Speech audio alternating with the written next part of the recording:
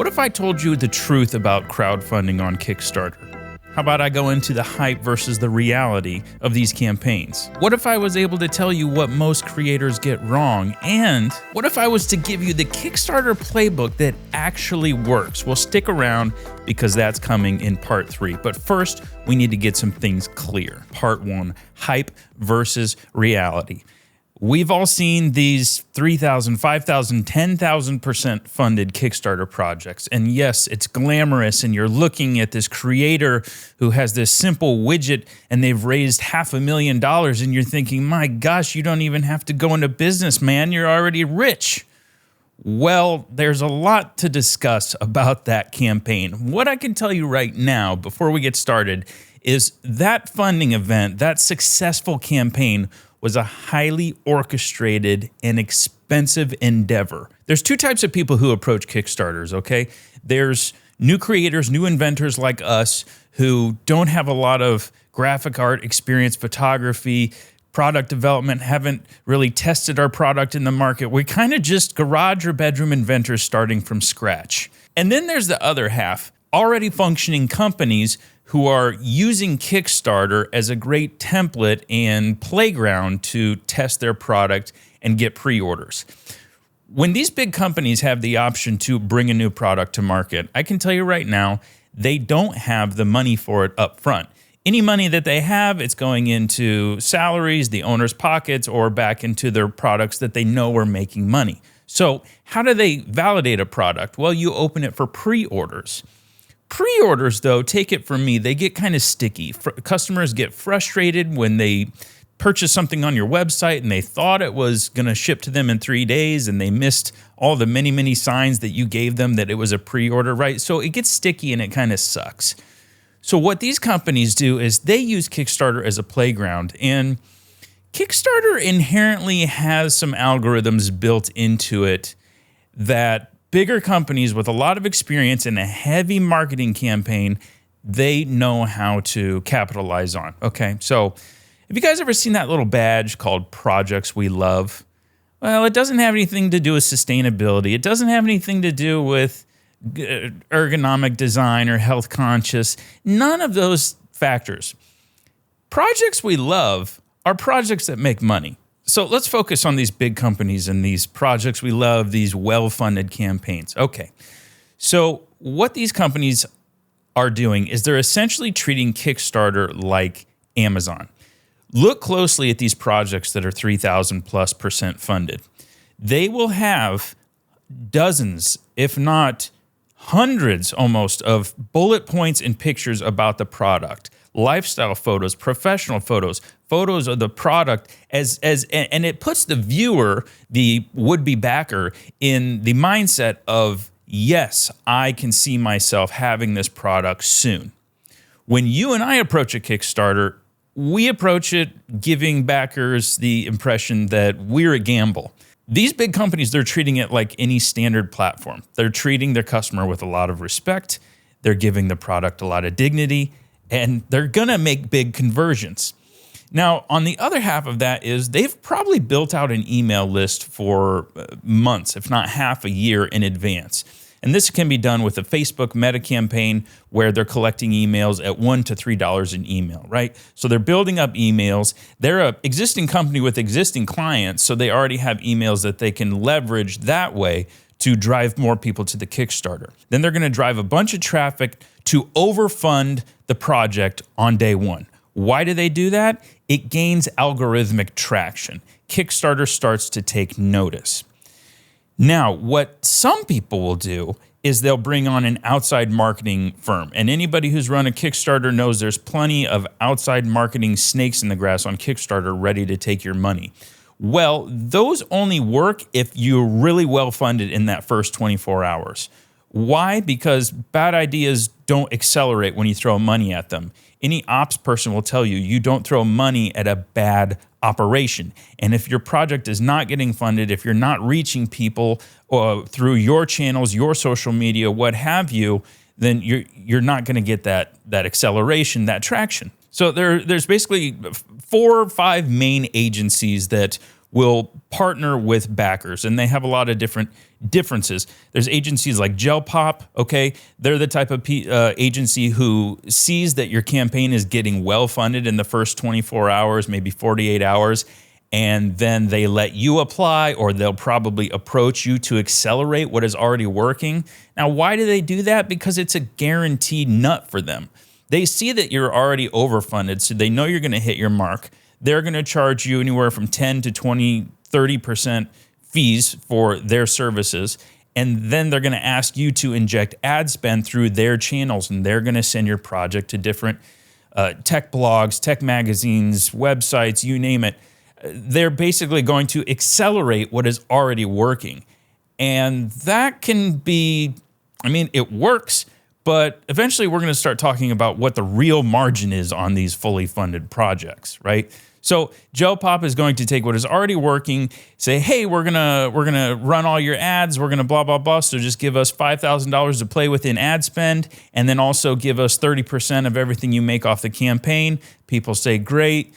These big companies, maybe they don't care. They're just testing the market. Maybe it's just a break even for them. What have they got to lose? They want to see, will the product move when they really invest in the manufacturing and really invest in distribution. There's other agencies like Kick Booster and Backer Kit. They all operate in slightly different ways. It's kind of like building a fire. Some of them will tell you to gather all the sticks and set it on fire. Some of them will gather all the sticks and set it on fire and then walk away. Some of them will gather the sticks, set it on fire, and stoke it and take care of it throughout the process. But you're going to pay for all the tender love and care that you get. So do I think any of them are good for first-time inventors? No. Now, if you've listened to the show a lot and you've followed all of our e-commerce tips, product image tips, placement, copy. So like me, for example, I would venture to say that I could launch a Kickstarter now, finally, that could get 100% funded in the first 24 hours. If you set a modest funding goal, let's say I really want to make $10,000, I'll set the funding goal at like $1,200. That way I'm 100% funded, maybe in the first 12 hours, because I'm going to email my 17,000 subscribers. And at that point, Kickstarter's going to notice, and they're going to bump you up in the listing. Just like Amazon, Walmart.com, they're always going to favor the people making them the most money, because Kickstarter takes, I believe it's a 5% commission on the transaction. So maybe now I could set a Kickstarter campaign that could get well funded in the first 24 hours, albeit undervalued from what I really want, and then gain that natural Kickstarter algorithmic traction to where it's bumping me up and I'm getting more new, fresh eyeballs on my product. Now that's free marketing for my product. But again, that doesn't come easy. That doesn't come from snapping some photos off my cell phone vertically in the garage, writing a 3-part description and posting it on Kickstarter, and then getting in the Reddit forums and asking people to back the project. No, targeted event. It is an orchestrated event, and you have to be 100% ready for it. So that's the hype versus the reality. So at the end of the day, is it even worth it? Yes. If you are that inventor who doesn't have all those assets, that time, that money, you can still run a Kickstarter. Just know your audience. If you only have 300 friends on Facebook, if you only network with a dozen people outside of your normal circles, if you only have a Bible study group of 12 people that really have your back, consider how many of them might actually pull out their wallet for you. It's probably somewhere in the range of like 10% of those people, and then just do some simple math. Odds are most creators like us, it would be pretty tough to gain more than $3,000 off of a Kickstarter. That'd be kind of a leap, right? Now, $900 Kickstarters, $1,200 Kickstarters, that could be very, very possible. And even if you don't quite hit the goal, maybe you can make up the difference yourself. Should you quit if your Kickstarter campaign doesn't go? Absolutely not. Look, let me tell you a quick story. When I was launching TorqueStrap, my product, I told my mother, she said, do you want me to help you fund it? I said, no, I don't want you to help me fund it. I'm just going to put it on there and see what happens. If it doesn't get funded for the $3,200, I'll know I should just quit. And she goes, what are you talking about? You got to market yourself. You got to sell. And I didn't have that mindset yet, but she was absolutely right. You have to sell. I don't care how popular you are, how publicized you are. Anyone who launches a new product is going to go out there and shout it from the mountaintops. Why do you think Apple puts, $15 million into a launch of a new cell phone that people are going to buy anyway? Because they want even more people to buy it. They want new audiences, yada, yada, yada. So now let's talk about the real numbers on the money that these campaigns might make. Let's say a new type of utilitarian pocket knife comes out, and it's very artistic, very kitschy, very widgety, really well-made campaign. They're asking for $10,000, they get $300,000, okay? So of that $300,000, you're gonna subtract 5% to Kickstarter fees, 3% to credit card transactions, that might be Stripe, and odds are there was a marketing company attached to that who probably is gonna charge a 20% fee. To get to $3,000 in funding, you probably had to spend about 20% of those dollars in ads, so add on another 20% right there. And then you have to fulfill these orders. You have your cost of goods sold. You still have to take whatever money is left over. So we just went from $300,000 to $200,000, let's say. And then you have to take money from there to go to your manufacturer and start to actually make this product. Now you've just taken another $100,000 out of your $300,000. So now we're down to $100,000 left. And then you have to fulfill. You have to ship this product. Now, maybe you built shipping into your price, so we can call that a break even for the sake of argument. So essentially, of that $300,000, your margin got cut down by 75%. So something like $75,000 will be left over towards profit. But I say profit lightly because that $75,000 doesn't go in the owner's pocket. It's going to go towards employees, all the expense it took to get that campaign going, to fake this product existing and do it in such an artistic way. So you probably had staff at that point. You had a lot of overhead. And not everything is going to go right during the manufacturing process. Sure, your COGS might be $100,000, but tooling might go wrong. Anything can happen, or you might find out that the product just doesn't work. How many projects do you see that are delayed because somebody mismade a mold or mismeasured something, or they had a safety issue? Right? Did they get $300,000? No. They got some seed money. They got some funding. They paid good money for it. It was a heavy investment. And at the end of the day, they got a little bit of profit and maybe some room to work to bring that product to market. All right, so that leads us into part 2, what most creators get wrong. Rarely when a product fails, is it the product's fault? It's almost always your fault, my fault, the creator's fault.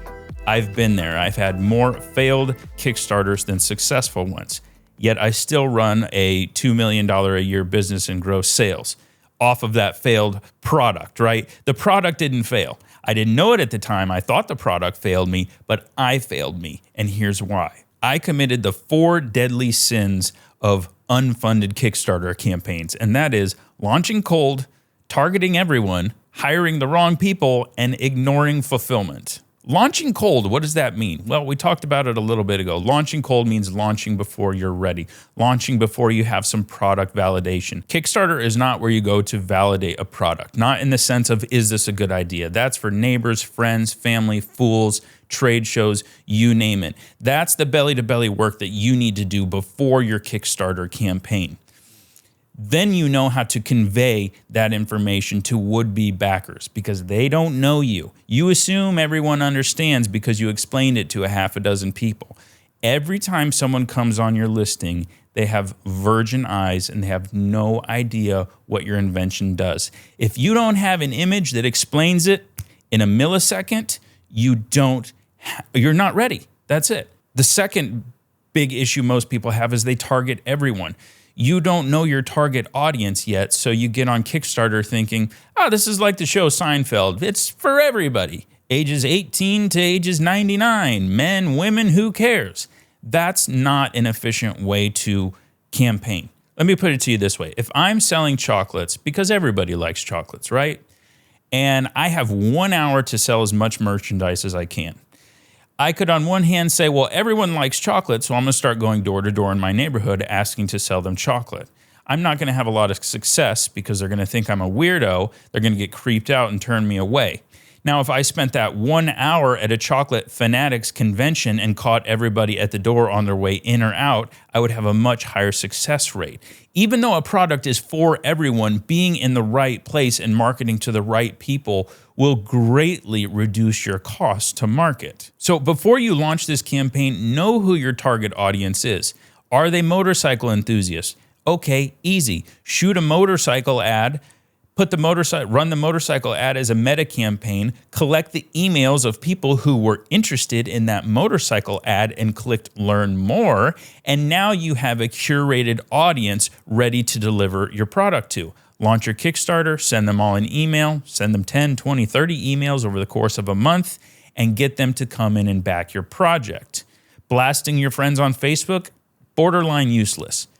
Asking your mom to hit up her networking group, probably good for a couple bucks. But knowing your audience, knowing what they think, feel, and see, and what their main interest point is, every audience has one common denominator. For me, it's dirt bike riders. If I can find dirt bike riders, I can find Kickstarter backers. And how do I do that? I make a great dirt bike video, a dirt bike ad, run it on Meta, click learn more, collect the email, boom. I have them housed, ready to deploy. The third deadly sin is hiring the wrong help. Now, what I mean by that is probably hiring any help at all, because a lot of these operations you can do yourself. You're going to have to do yourself. You got to run lean. You're not going to make tons and tons of money off of this. So be wise about who you hire. You're going to get hit up by a lot of companies like ShipBob and like Backer Fulfillment. All kinds of snakes in the grass. People are going to come out of the weeds and say, hey, we see your campaign is going great. We see you're 100% funded. Partner with us and we'll fulfill all these orders to X, Y, and Z. Well, take it from me. Just target people in the United States. Don't deal with international shipping. You're not ready for it yet. And ship to them via USPS, flat rate envelopes, or flat rate boxes. Maybe your item's bigger and you have to go with UPS. That's fine, as long as you work that into your costs. But don't go and partner with some fulfillment center who's going to charge storage and minimum fees and complicate things. You're a garage inventor, and this is going to be a garage project for the first year, potentially, right? So treat it as such. Don't get in over your head, large partnerships. And I've talked to some inventors who live in apartments, and it's just not possible for them to operate out of their kitchen, or they don't even have a garage, right? Find a cheap space, a rental unit, a workspace, a friend's garage, I don't care, but do not get in over your head, because yes, you're going to make a lot of money off your invention one day, but you're not going to get there by blowing money along the trail. You have to make profit and you have to reinvest it. So be careful about who and how you hire. And really that runs us into the fourth deadly sin, which is ignoring fulfillment. Don't get caught with your pants down. A lot of times in these campaigns, the last bit of margin you have left, your net, is going to be something like 15 to 20%. If you miss shipping, that's your whole 15 to 20%. Okay, because generally speaking, shipping is going to consume about 15 to 20% of your product costs. Do not overlook that. Thank you. So the next thing most creators get wrong is the psychology of backers. What actually makes someone pledge? What makes someone pledge is them believing they're going to get the product. Sure, you could argue people really just love what you're doing and your goal, and they just really want to see you succeed. That is somewhat true. I call them the crazy 100, and Kickstarter's full of them, but it's not literally 100 people. It might only be 4 or 5 people. So don't think that Kickstarter is just full of people who can't wait to give away their money. The organic traffic on Kickstarter is probably pretty light. The real traffic, the real backers, they come from outside in to get in on the product.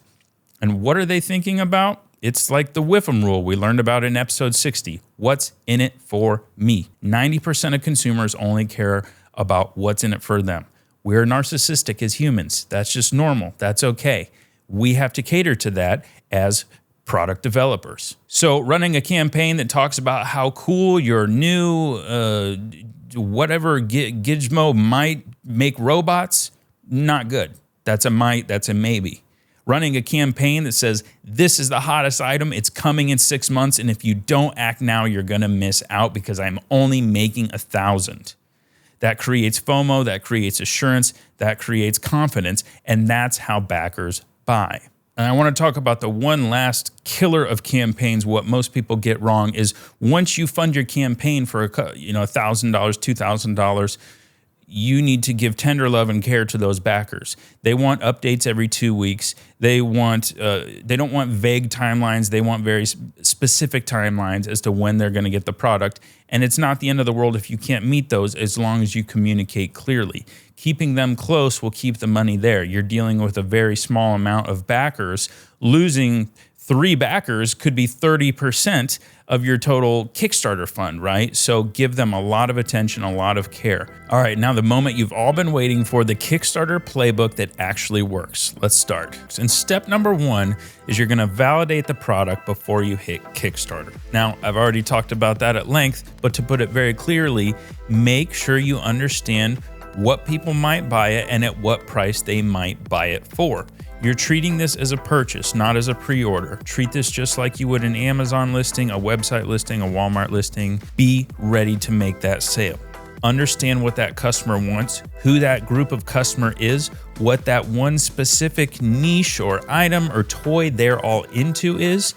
Build them as an audience around that one commonality and launch to those people. Number 2 is price the product for success. Now, a lot of people wonder how they should price their product on Kickstarter. They even think they have to give it away to give backers the incentive to buy it first.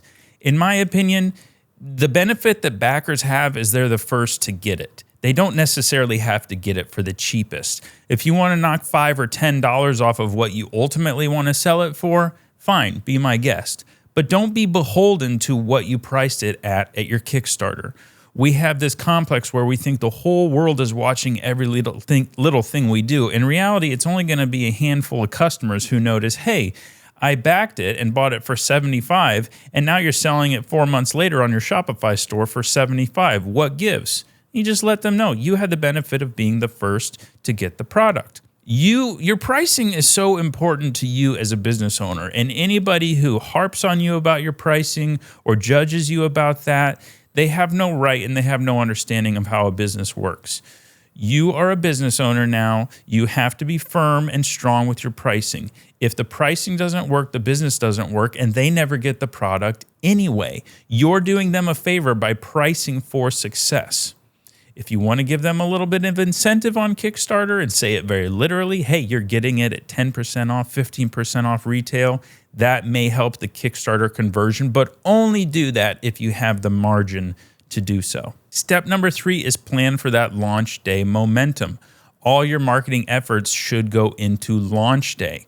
That doesn't mean that you only think about launch day, but your natural audience, the people you can bring in at a low cost, you should drive them on launch day and try to boost that algorithm. Get yourself 100% funded in 12 hours, 24 hours, whatever the case is, and that will give you some natural algorithmic momentum.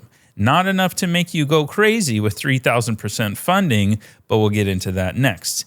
Because step 4 is after that launch day momentum, supplement with more campaigning. If you not only do this, if you really want to go to $50,000, $100,000. And trust me, you probably don't. You probably don't want all that drama. You probably don't want all those orders. You probably don't want all that attention on a product you haven't even manufactured yet. Because take it from me, it really sucks having 75 people wait for a product that you're still going back and forth with the manufacturer on. They're still hem-hawing about how difficult it is and the price is going to go up, up, and up. Finding out that you're going to fulfill 75 orders and make no money off of all of them and not understanding that until 45 days after you quit your campaign, that's a really tough pill to swallow, trust me. But if you do want to go there, if your product is turbo ready, if you've launched other products before, if you're really, really ready, then you can run meta campaigns driving people to the Kickstarter. The conversion rate is low. I went over this with Eddie in the Discord. The conversion rate sucks. Why? When people see an ad on Meta, they generally click through to something they can buy right now on someone's Etsy shop, on their Shopify store, or on Amazon, right? When they go to a Kickstarter campaign, you just cut your chances down by 90% because we are narcissistic people. We want things right now. So conversion rates on Kickstarters are extremely low. These agencies like GelUp, Kickbooster, and BackerKit, that's why they exist, is because they have access to audiences who are accustomed to waiting for products, who maybe get a little bit of a thrill about waiting for them. So if you're fully funded in the first 24 hours, and if your product is impeccable, if you have everything figured out and you're ready to handle that much traffic, you can hit up one of these companies, and if you qualify, they will inject their services into your campaign. But again, it's probably going to be too many orders, and it's probably going to be no profit. Is that really how you want to start off your business? I don't think so. Granted, you'll learn a lot in a short amount of time about running a business, but it's trial by fire, and if you fail kind of hard, and it may just shoot your chances at success. Step 5 is prepare for fulfillment before launch.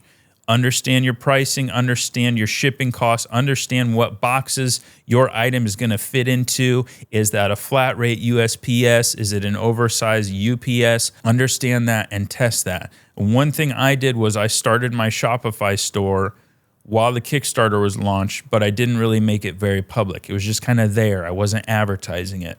Shopify has built-in discounts to where you can ship via USPS or UPS for a better rate than just walking into a UPS store, dropping something on the counter and saying, ship this to Dale Jennings in Missouri. That's not the right way to do it. You want to have some kind of platform, and I recommend Shopify. I'm not affiliated. I have no links. I could give a rat's butt. But have some kind of platform that gives you these discounts and the ability to ship at scale with some efficiency. Step number 6 is post-campaign backer communication. Every 2 weeks, update them, whether you have nothing or something. If you have nothing to say, tell them a fun fact about how you thought about the idea. Whenever you have an update, it could be the manufacturer approved a new color, a new sample, a new widget, a new spring, whatever. Update your backers. Believe it or not, it makes them feel warm inside. Maybe they don't want to hear it, maybe they don't care, but they know you're there and they know that their money is being taken care of. If you have issues, tell them transparently. Own these things. Our BS detector is pretty strong these days. It's 2025. The internet's been around for a while. We've seen all the scams. So be very transparent, and you will have strong backers that won't pull their money out, and you get to retain all your profit and keep moving forward. Now, here's a little bonus. I want to tell you about how to plan out your video for your Kickstarter campaign, because that is really crucial. Minimum viable setup: cell phone, horizontal with a microphone clipped to your chest. You can find wireless microphones for probably as cheap as $50 that will Bluetooth to your phone.